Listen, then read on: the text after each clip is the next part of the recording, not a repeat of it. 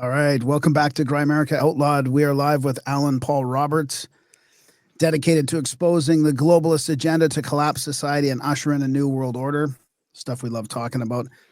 In the globalist plan to collapse everything to usher in a new world order, in their own words, he reveals this strategy with compelling detail, directly citing key players. Using an innovative writing approach featuring QR codes, he creates an interactive multimedia experience that deepens readers' understanding of complex topics. We're going to talk to him about all this. Known for his clarity and precision, he engages political thought leaders and newcomers alike, empowering audiences with knowledge to confront today's challenges.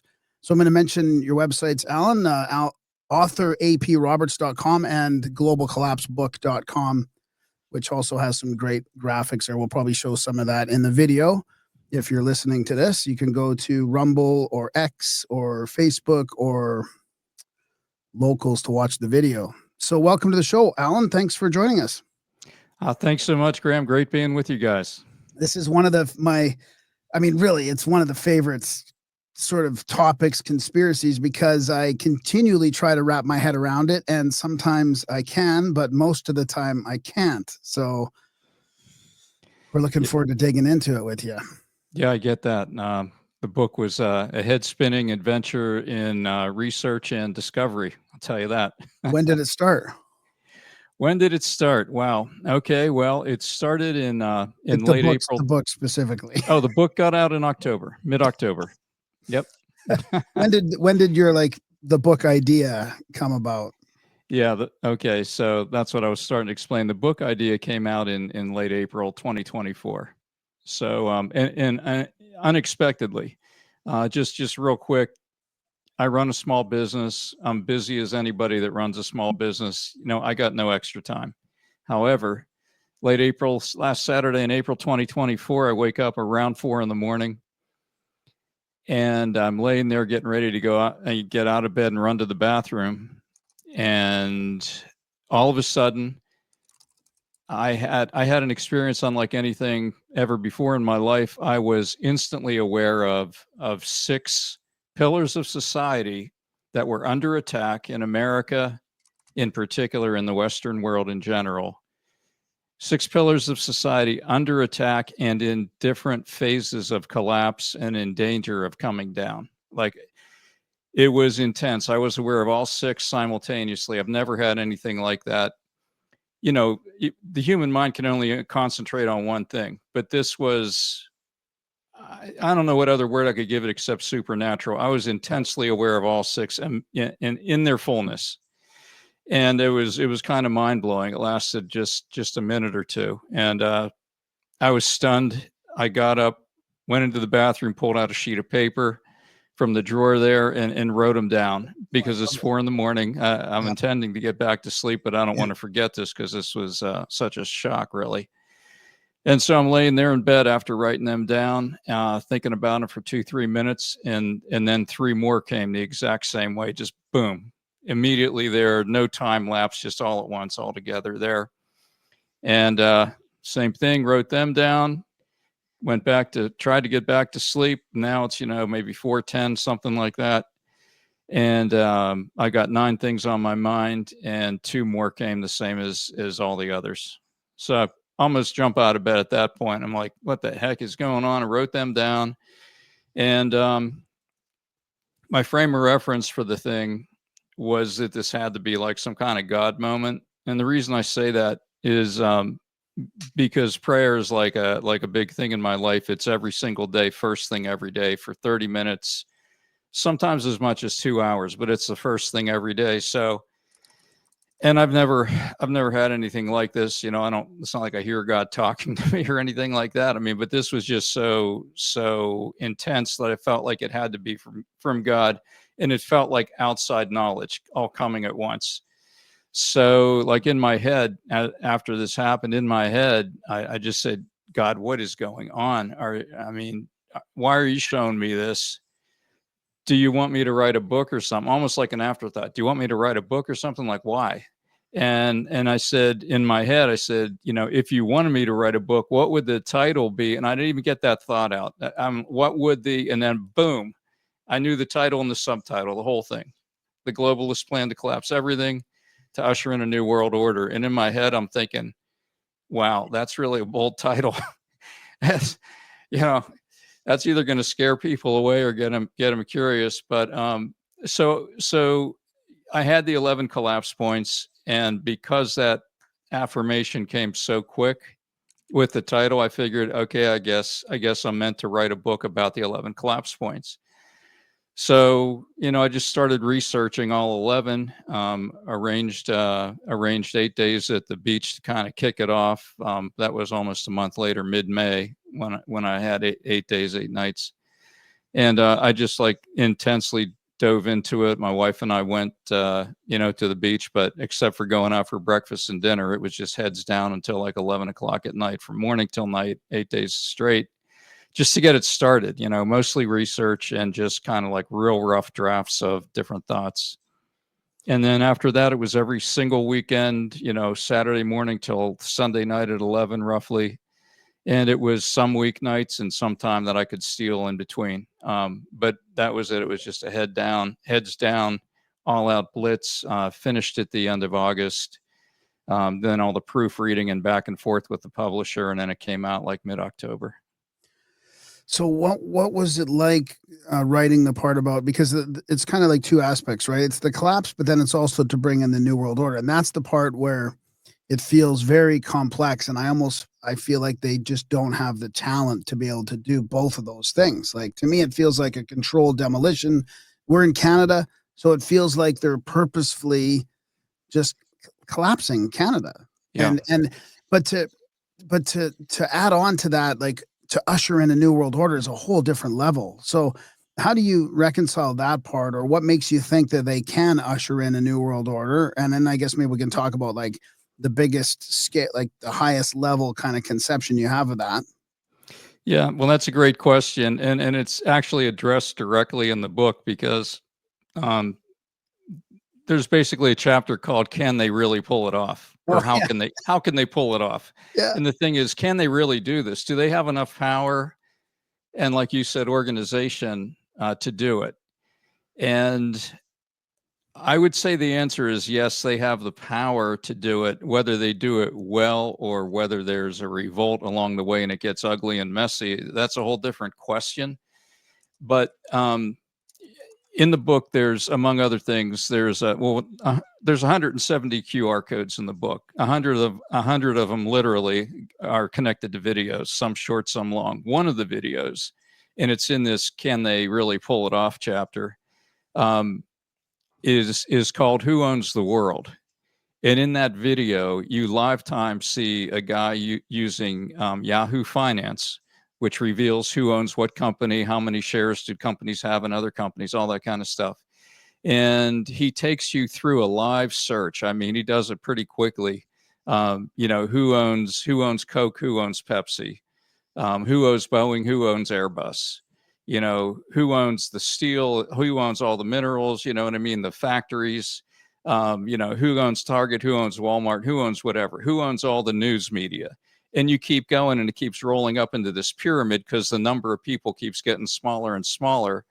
But you find out that the same small group owns it all, has controlling interest in all the big corporations and the news media, which is key.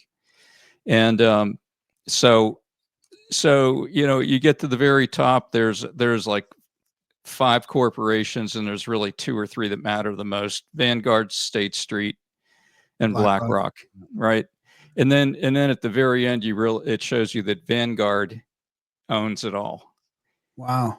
And then you say, who owns Vanguard? And Vanguard is conveniently organized in such a way that nobody can know who owns it. They protect their investors. Right. So we don't know who owns the world, but we know it's a really small group, very small group. And because they have this controlling interest, see, that's the reason that, we talk about the mainstream media being like a bunch of parrots where they all say the same thing. There's another video in there where, kind of like Rush Limbaugh style, you remember when he used to do that, he'd have everybody, recordings of them all saying the same thing. Well, here you see a video of like 30 of them all reading the exact script on their teleprompters, unrelated. They could be small little local shows too. It's everybody's reading the same teleprompter script because it's all controlled from the top down. And so if they have control of the media, they have control of most of the three-letter spy agencies in the world, not just in America, but other places in the world. So they've got this level of control and like a monopoly, really, on so many things, a near monopoly, that they really can. And you combine that with the banking system, that they own the Fed, the Fed and all the global banks at the highest level are controlled by the same people. So they have the money to do it. They have the control of the media to do it, and they own the corporations. I mean, they have a lot of power, so it's feasible. But why My then? concern is the rebuilding, because I think that most people, I could find a crew of guys to tear down a barn pretty easy. It's like I can probably go down to Cash Corner and find some guys to tear down the barn. That's the easy part. I'm trying to build a new barn, especially with a new fancy barn that has all these new technical things in it. I would have told you, I mean, this is a thing that I personally, because I used to do construction, and I did construction for 21 years on a fairly high level. And the last 5, I mean, it was kind of slow. It was like it was on this slow descent. And then COVID drove a bunch of people out of the industry, and this and all that happened. And like the years since COVID, that's it been in free fall. And I noticed the same thing. Like, I'm trying to find a mechanic to fix one of the work trucks, and we go to like 3 different shops, and there's like I have a mechanic just give up. Like, this is something that younger Darren couldn't even fathom, as the mechanic just like, I don't know. Waiting forever for parts. Yeah, I had a Mustang GT. It was my dream car. 2017, 6-speed, 435 horsepower. I mean, it was a dream car. It got T-boned so bad that it wasn't total, but it was T-boned. They had to like cut out half of the back end of the car and weld in a new one. A year and a half later, they still didn't have one of the parts. I mean, I'm driving around without the rubber air, whatever that rubber strip is that stops the air from making a lot of noise. So I had the old rubber strip that was all banged up, and you could hear all kinds of air coming in. I sold the car, and like 6 months later, they said your part just arrived. It's like, just what you're saying.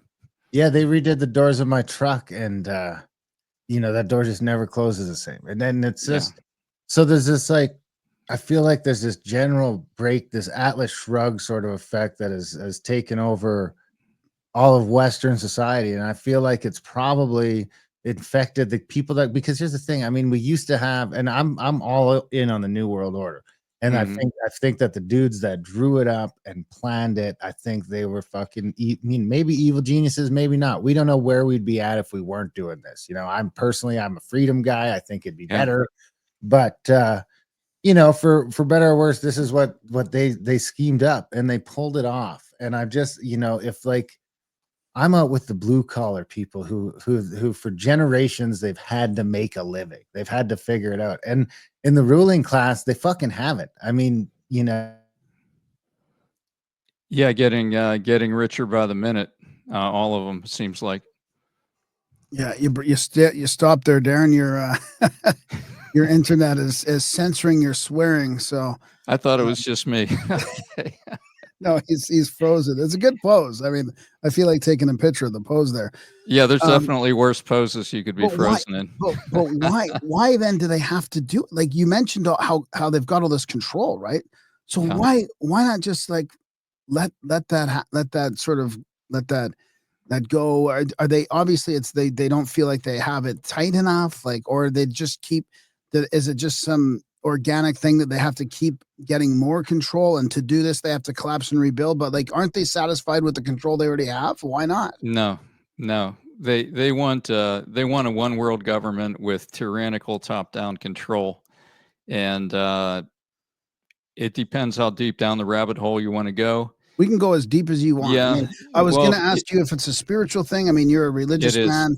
Is it to me, it feels like it's beyond human capacity in a way.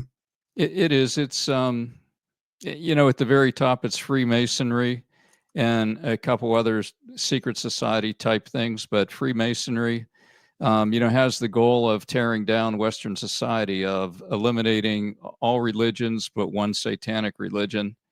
And that's really what drives it. That's why it's so evil.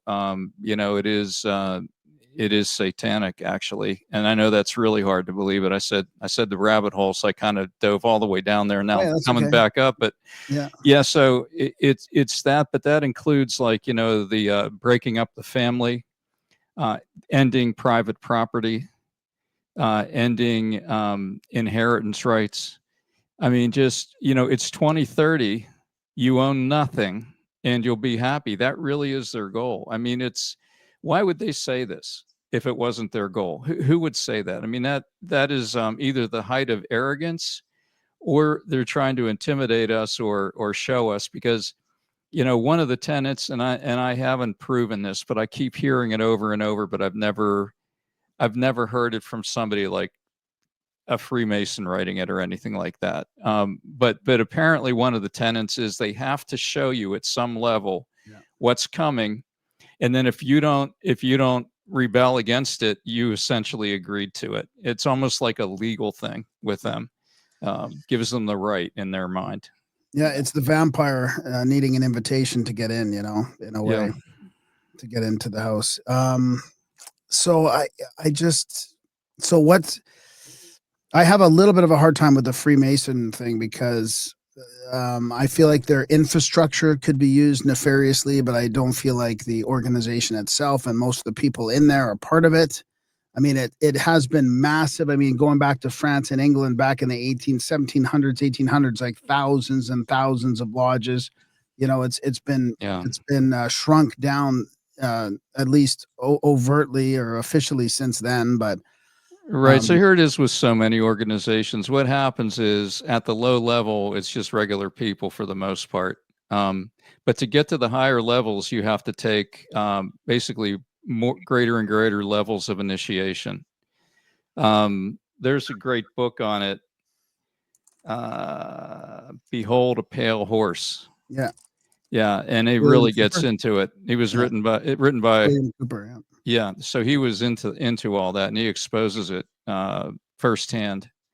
But yeah, so as you go to higher levels, you go to deeper and deeper levels of initiation, and that's where it starts going off the rails. And evil seems to take over organizations all over the place at some level. Like, even I'm Catholic, and I have no qualms with being Catholic, but there's a lot of corruption at the Vatican. Nobody can doubt that. Anybody that really reads some of the things that have gone on with some of these people in the Vatican, there's no doubt that the corruption has invaded there. And one of the popes said, the smoke of Satan has entered into the church. It's a famous quote. And he's acknowledging that there's an issue. So, but it happens like that. They take over, like my understanding, I think this is debatable, but my understanding is, like, when, George Washington and a lot of the founders were Masons. But again, these organizations get taken over, and then they morph into something they were not originally. And so it's a pattern. Yeah. I would agree with some of that. Yeah. Did you Darren, you're back. Graham?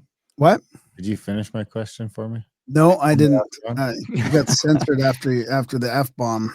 It was the Starlink shut off again. I don't know, this shitty power. I mean, that's part of the problem, is they can't even keep the power on like they used to be able to. So my question would culminate in is that I'm worried that like you had some mega minds putting this plan together, and their kids and their kids' kids are probably borderline retarded. At least it seems like that on the front facing thing.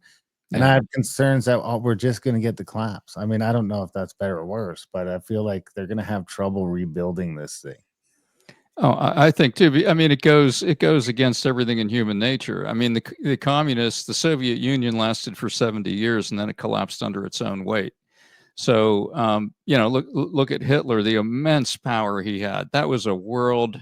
I mean, their scientists, their knowledge, their technology. I mean, that was a frightening thing for all of Europe and the rest of the world, actually. I mean, so it can look like you can't indomitable, like nothing's going to stop this machine. But in the end, it doesn't last. It doesn't have. It just goes too much against what we're all about.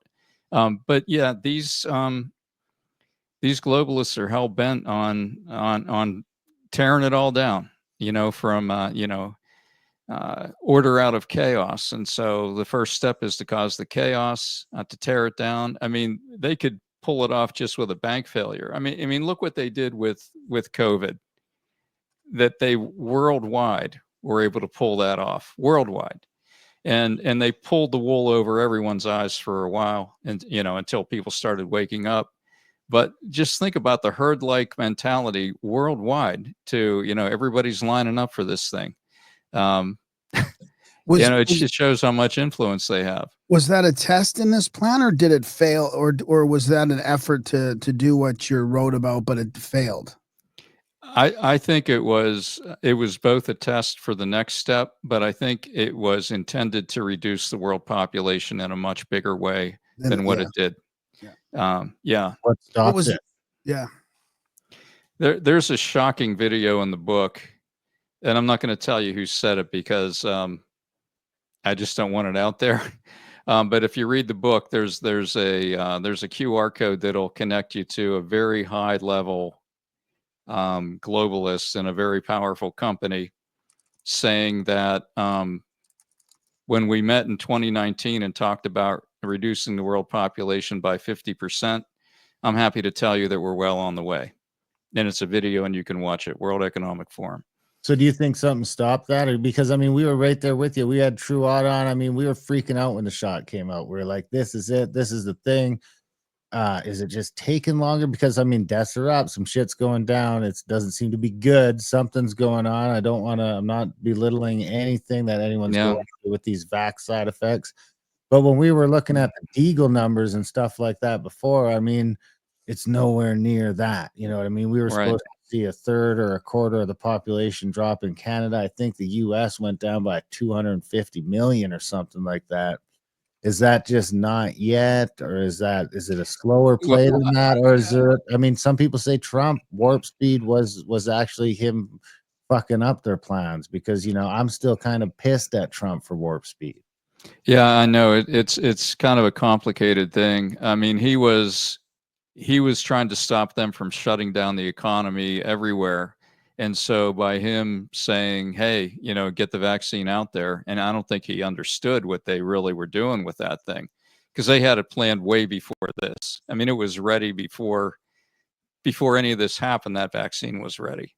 And they made it sound like, I think they tricked him into thinking that, oh yeah, with your authority and getting behind this, we can figure it out. They had it right away. They had it ready. They had to. I mean, just the numbers are crazy. Yeah, I think what happened is the pushback. Basically, the alternative media, not the mainstream media, but the alternative media started pushing back like crazy, and the word got out, don't take it. And I think enough people didn't take it that they didn't get their plan, and didn't get, people, maybe if they took it, they took one, or they didn't get all the boosters. I mean, there's still some people on their 8th booster, but for the most part, that's really slowed down significantly. So I don't think they rolled it out as fast and as deep as they had planned to. I think if they had, we might be looking at 50% reduction right now. Do you think that's still on the table? And where do you think Trump fits into all this? Well, I mean, I think question. Yeah, that is a great question. I think it's still on the table in their minds. I don't think they're going to get it done with the COVID shot alone. I mean, they've probably got. I mean, Fauci makes it sound like he's got something coming. Something's coming up soon. I mean, he's talking about the next thing already. So, do you think it is the shot, or do you think it's the potential of a different virus that interacts with the shot, or what was? Because if the shot's not going to fuck people up like crazy, what was the point of kind of blowing the credibility that you lost for it? Or did they assume that they were going to be able to pull it off? Because this could be an example of, the Atlas Shrugged thing, where it's just like, like Kissinger would have pulled this shit off and you guys fucked it up. Yeah. Well, I saw, and it's not in the book, but I did see a video of someone in a group of people within the World Economic Forum discussing that they did mess it up, that it was a huge disappointment that the vaccine uptake was much less than what they intended. So yeah, I don't think but that's not the only arrow in the quiver, and they've got other things behind it. I mean, you can see in Europe when you look at the push by the UK and France to try to go into Russia. You know what I mean? I mean, Trump and America are trying to pull back, to trying to wind down the Ukraine thing. Even Russia's trying to wind down the whole war. But, you know, France and the UK and to some extent Germany, I mean, they're talking about drafting people and like ramping this up, not winding it down. So they better be careful, because that's just World War III nuclear war could get triggered so quickly, so easily. And if that happens, all bets are off. I mean, you could have a super reduction very quickly, obviously.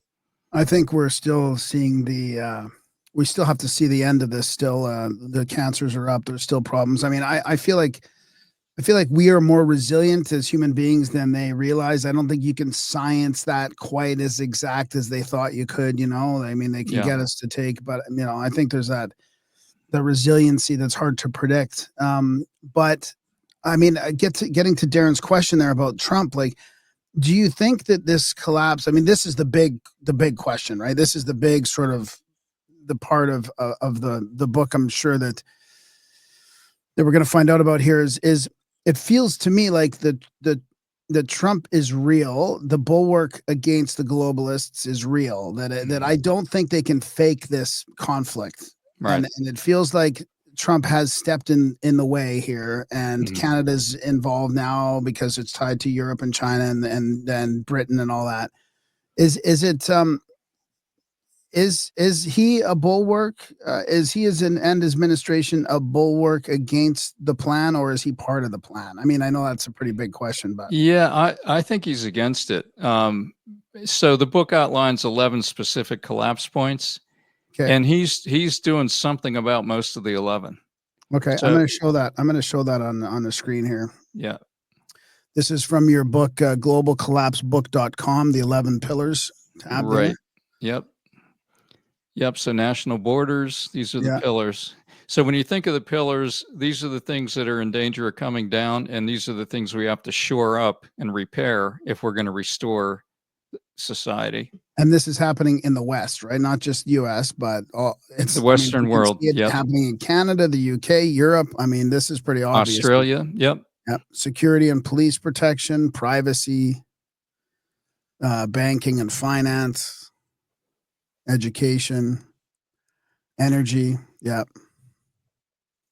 Environment, medical system, food supply, self-identity, and faith. Yeah, that's pretty solid 11 pillars. So in your mind, he is legitimately rebuffing some of these.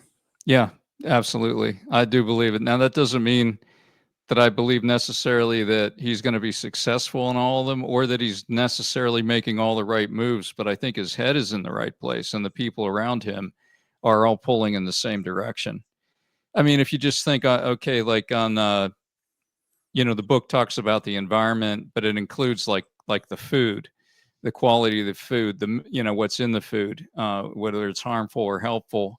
And then the medical system, and you look at the whole Make America Healthy Again, the MAHA movement, that is definitely pushing in the right direction. And it's radical. I mean, they're talking about looking at all the vaccines and everything too, and talking about by September, getting to the bottom of what's behind all the autism.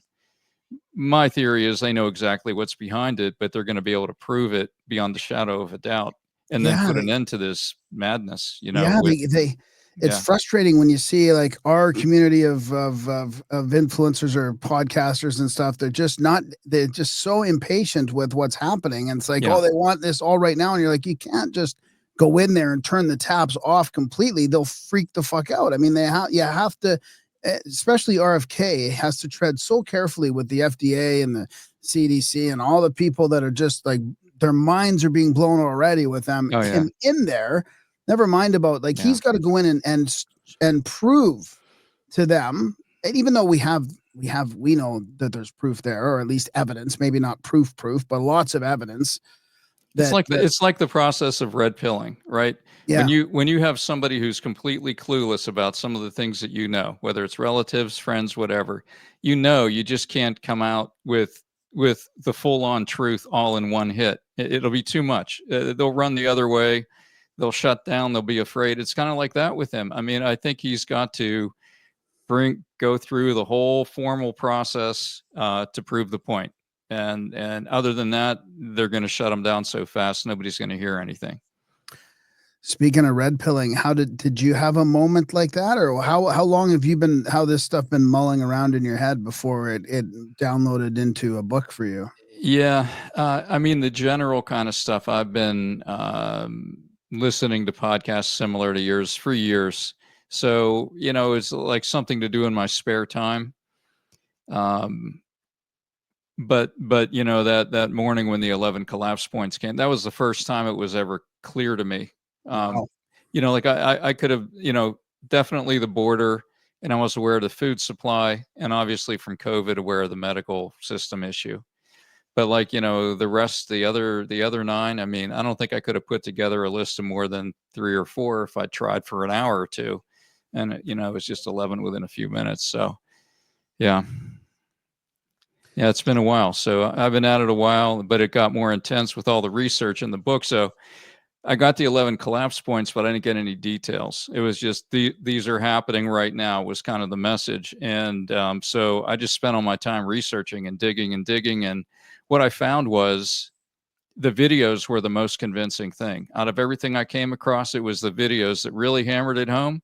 So that's why the book has like 100 video QR codes in it. So, you read through some stuff, you hop off to a video, you get proof, you keep moving. And the book's written in the sequence of the collapse points that I used was from the most obvious to the least obvious. So, it starts with the borders because nobody can deny that. Then, security and police protection, we've all seen, the lack of police protection, defunding the police, people being able to steal $1,000 per event in some of the blue cities and nobody does anything. The corrupt district attorneys, I mean, the judges, I mean, it's all connected and it's all obvious for anybody that's willing to at least be half honest with themselves. But then you keep going through it and it gets into some of the things that are harder to accept for some people, the medical system, and not just that COVID happened, but the whole way the medical system's captured. It gets into that, how we've got this top down driven system where there's an authorized solution to every illness, and you better not go outside of the rails on that. Just like with COVID, it was obvious you couldn't recommend hydroxychloroquine or ivermectin, or you might lose your medical license. It's tyranny, but it's top down. And so it gets into all of them like that, but it goes deeper and deeper as you keep going through the book, I would say. Go ahead, Darren. Do you think, I mean, we've got this weird sort of battle going on between Canada and the US right now, and our guy is like the globalist. He's like the prototypical globalist. The big boss is taking over right up north. If you're gonna pick his name would be on the list from all of it, from Bilderberg to, I was just reading an article today that the UK wrote about him when he got elected bank of governor back in like 2010 or something like that, and they're talking about him being an elitist Bilderberger back then. So I mean, this is like the handpicked. This is almost like one of the guys you're not supposed to see, it seems like. Yeah, it's getting more and more obvious, isn't it? But I mean, the truth is that a small group of people has picked almost every president, or they've picked who can run, and they were okay with either one, for example. So it's been happening for a long time in the shadows, but now it's so obvious, it's almost like they don't even care who knows. It's very in your face. And, that seems to be a pattern with how evil develops. So it's subtle at first until they gain enough power. And then when they don't have to hide it, they don't anymore. And they just roll it out faster. But it is shocking. I think the same thing in the UK. I mean, the same thing with what's been happening in the European Union, where they overthrew the election in Romania. The conservative won, and it's like, sorry, you're not allowed to come into power. And they're threatening the same thing in Germany, and they're France threatening the with Le same thing Pen. in Poland. Yeah, Yep. exactly. So Yeah, it's crazy. It's like the Trump effect in a way, because it's they're almost seeing what's happening in the States and going, holy, we can't have that happen anywhere else. Like, we have to do right. and it doesn't matter if they're hiding it or not. They're just going like, we have to pull out all the stops. That's why it's such an interesting time right now, because it's all out there for you to see on the social media. They can't hide all this stuff. Yeah, and it's being uncovered. I mean, just in the U.S. with DOGE and all the corruption they're uncovering in the payments from the federal government. I mean, it was an open checkbook to these non-government organizations that are just confiscating the money and plowing it back into the Democrat Party. A lot of times, it's just all this dark money.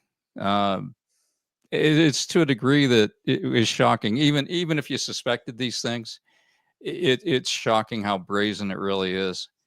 I mean, I think we could probably have a tax system if it were reasonably clean, like just the normal amount of greed. You could probably reduce your taxes by 50 to 70%, because I think they're stealing at least that much. Is what it looks like to me. Yeah, Stealing or wasting. Yeah, I always wonder if we had like a really normal, like the ideal sort of small government that works well, and it's all the expenses are covered and it's balanced, how much that would actually be, Yeah. Yeah. Well, I mean, the U.S. defense budget is like 900 billion a couple years ago. I remember in the first Trump administration, he pushed it up to 800 and some billion. And yet, Russia, on a fraction of the budget, they say is ahead of the U.S. in, hypersonic missiles and technologies that the U.S. with all its money doesn't have. It's probably because they're just stealing the heck out of it. Yeah. Yeah. Yeah. So do you see that Europe, we talked about sort of them not wanting to let the U.S. Phenomena happen anywhere else, but do you see Trump's bulwark? I mean, it feels like that's changing the world order as we speak. I mean, it feels like it's changing into a multipolar world order. Everybody's kind of readjusting, hopefully peacefully, into some new semblance of order. But how do you, and I know you can't predict it, but how do you see it playing out now that, I mean, because it's only been a few months. Your book came out last fall before the election even. So now, like, you must be weird seeing this. Yeah, it is. I mean, some of the things the book claims are getting easier to prove. So I'm glad it came out before it all unraveled, because it looks a little more convincing that way. Exactly. But yeah, I think that it is obviously going to a multipolar world. I mean, Marco Rubio said that recently, that the world is changing, and I think he was signaling that the U.S. is okay with that it's a reality. I mean, it used to be the U.S. dominated almost everything. Not just with the U.S. dollar, but with military power and things like that. It was probably way too much influence to be healthy. But the way I see it is you have Western Europe probably merging with China. That seems to be what I'm seeing recently, that it's Western Europe and China. I know this sounds really far-fetched. I think it's possible that one day the U.S. and Russia could actually be allies. I think that they've been trying to stop exactly that from happening, and I think that the Confederation of Canada plays a major role in that. Yeah.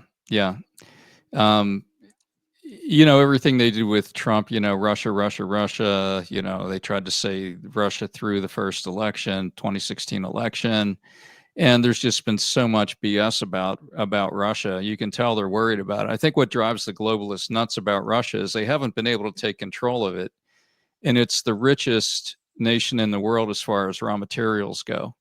They want to get their hands on all that. I mean, they've said they want to break it up into several regions. I think 5 or 6 regions, just like break it all up. And I think they're out of their minds. They're not going to do it. I mean, Russia's not going to let it happen. It'll go nuclear before Russia lets it happen. I'm convinced. Lots of people have tried to conquer Russia virtually no one succeeded down through the ages, and they have this mindset. We'll go to the wall. We won't back down. So I don't know. I'm just worried about the crazies in Europe, man. What they're trying to do. I'm afraid they're gonna go after it and pay the price in a big way. It does. Europe does seem to be hungry for war constantly. I mean, it really does seem that way. Is that, you think that's because that's where the powers that be are like hold up? Is that where the ruling families are? Yeah, that's it. And the fact that they have NATO, which, until Trump came in, was, they guarantee, they had all the US power behind them. I mean, I think we could see the US pull out of NATO. I mean, it's feasible if they get crazy enough. I could see the US withdrawing from NATO. I mean,